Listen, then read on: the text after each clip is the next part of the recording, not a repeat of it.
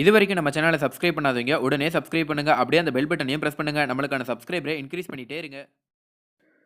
Hello viewers, ICC ஒருநாள் உலகக்கோப்பை 2019 வரும் மே 30 முதல் ஜூலை 14ஆம் தேதி வரை இங்கிலாந்தில் நடைபெறவுள்ளது.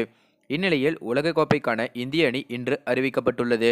விராட் கோலி தலைமையிலான 15 பேர் கொண்ட அணியை மும்பையில் இன்று அறிவித்தது பிசிசிஐ. இந்திய அணியில் யாரெல்லாம் இடம்பெற்றிருக்காங்க அப்படின்னு பார்த்தீங்கன்னா, விராட் கோலி கேப்டன், ரோஹித் சர்மா துணை captain, Shikhar Dhawan, Kedar Jadhav, MS Dhoni wicket keeper, Pandya, Kuldeep Yadav, Chahal, Bumrah, Bhuvneshwar Kumar, Shami, ராகுல், விஜய் சங்கர், தினேஷ் கார்த்திக், ஜடேஜா ஆகியோரெல்லாம் பார்த்தீங்கன்னா இடம்பெற்றிருக்காங்க அப்படின்னே சொல்லலாம். அதாவது இந்திய அணியை பொறுத்தவரை நிறைய பேர் வந்து MS தோனி அவர்கள் கேப்டனாக இருக்கணும்னு ஆசைப்படுறாங்க. ஆனால் இந்த முறை பார்த்தீங்கன்னா விராட் கோலி அவர்கள் தான் கேப்டனாக இருக்கார்.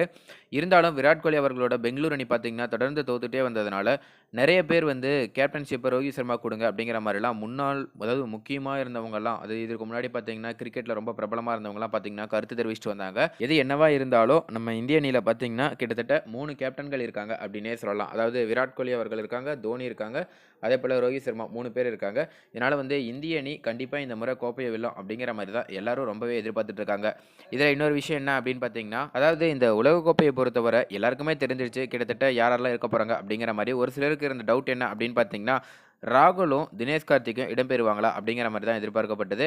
ஆனால் நம்ம எல்லாரும் எதிர்பார்த்தது போலவே பார்த்தீங்கன்னா ராகுல் அவர்களும் இந்த டீமில் இருக்காங்க, அதே போல் தினேஷ் கார்த்திக் அவர்களும் பார்த்தீங்கன்னா டீமில் இருக்காங்க. ஆனால் பிளேயிங் 11ல் இருப்பாங்களா அப்படிங்கிறது வந்து நமக்கு ஒரு சந்தேகமான கேள்வி தான்.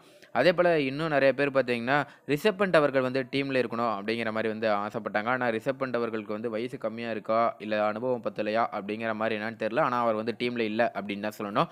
ஸோ என்ன நடக்க போகுது அப்படிங்கிறத நம்ம பொறுத்து இருந்து தான் பார்க்கணும். அதாவது இந்த டீம் பார்த்தீங்கன்னா அறிவிச்சிட்டாங்க. இதில் உங்களுக்கு என்ன மாற்று கருத்து இருக்குது? இந்த டீமோட போனால் கண்டிப்பாக இந்திய அணி வந்து வெற்றி பெறும்னு நினைக்கிறீங்களா அப்படிங்கிறத கீழே கமெண்ட்டில் பதிவு பண்ணுங்கள். மேலும் இந்த தகவல் உங்களுக்கு பிடிச்சிருந்துச்சுன்னா மறக்காமல் லைக் பண்ணி ஷேர் பண்ணுங்கள். இதே போல் பல தகவல் தெரிஞ்சுக்கொள்ள நம்ம சேனலை உடனடியாக சப்ஸ்கிரைப் பண்ணுங்கள். தேங்க்யூ.